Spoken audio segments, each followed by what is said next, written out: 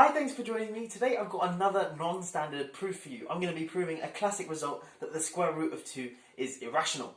Now I've already made two videos in which I proved that the nth root of a non-power of n is also irrational, so that's a more general sort of theorem than this. And in fact both of those are non-standard proofs as well, so I'll leave links for those in the description below. But today I'm going to be proving that the square root of 2 is irrational, and again it's going to be another non-standard proof. So without much further ado, let's get stuck in.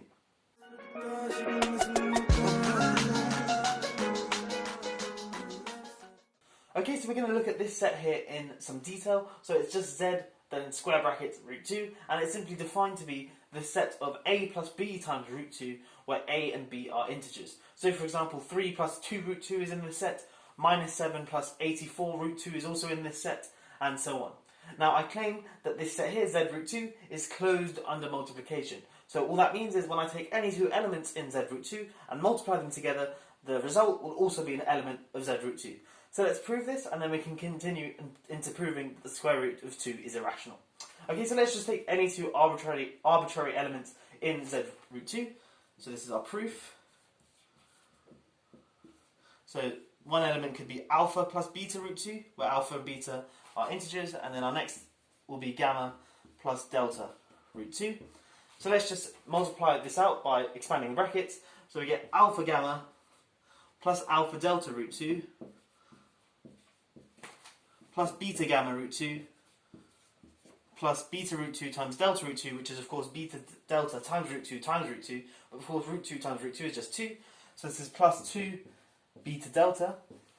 But then just grouping the integers and then the root 2 parts together, this is alpha gamma plus 2 beta delta plus alpha delta plus beta gamma times the square root of 2. Okay, now this thing here is clearly an integer because alpha, gamma, beta, delta and 2, they're all integers, so when you multiply integers and add them up, you're always going to get another integer. So this thing here is an integer, and similarly alpha, delta plus beta, gamma is also an integer. So this result here is of the form a plus b root 2, where a and b are integers, so the result is in this set here. So we can conclude that the z root 2 is closed under multiplication, and that sort of ends the proof. Now let's continue and prove that the square root of 2 is irrational. Okay, so now what we're going to do is look at the number root 2 minus 1. Now, of course, root 2 minus 1 is in the set z root 2, because of course the coefficient of root 2 is just 1, which is an integer. So we can think of b as 1, and then also a is minus 1. So root 2 minus 1 is just minus 1 plus root 2, so a is minus 1 and b is 1. Okay, so I've written down in fact 1 is less than 2 is less than 4, very obvious. And then taking the square root along this inequality, we get that 1 is less than the square root of 2, which is less than 2. So in particular, the square root of 2 is in between 1 and 2. Okay, then subtracting 1 from this inequality here, we get that 0 is less than root 2 minus 1, the integer, the number we're going to look at in a bit of detail. So 0 is less than root 2 minus 1 is less than 1. So then that means that root 2 minus 1 to the k goes to 0 as k goes to infinity. So as we take this exponent bigger and bigger, as root 2 minus 1 is strictly less than 1 and bigger than 0, that's going to go to 0 as k goes to infinity. Okay, what we're going to do now is make the following observation, that, well, the square root of 2 minus 1, the magnitude of it, to the k, well, this is going to be equal to alpha k plus beta k times root 2.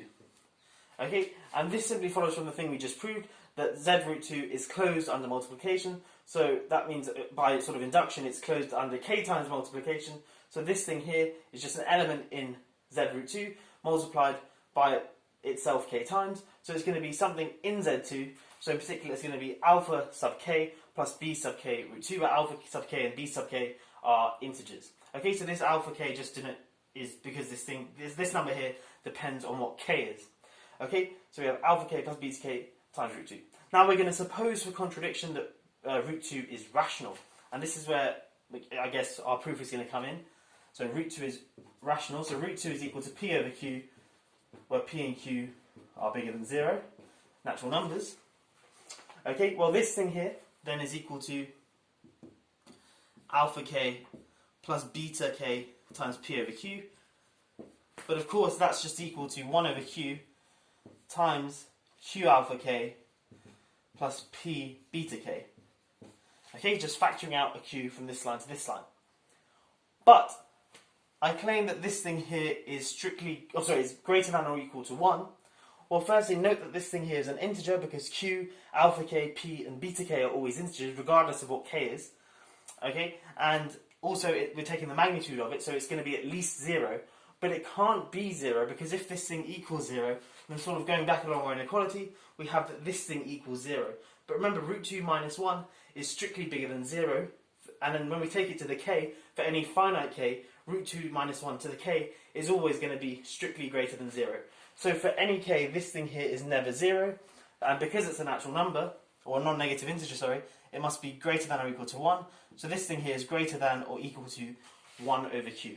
And the key thing to notice is that it's independent of k. Okay, so we've shown that root 2 minus 1 to the k, the magnitude of that is always bigger than or equal to 1 over q. And now you can perhaps guess what we're going to do. We're going to take k going to infinity on both sides.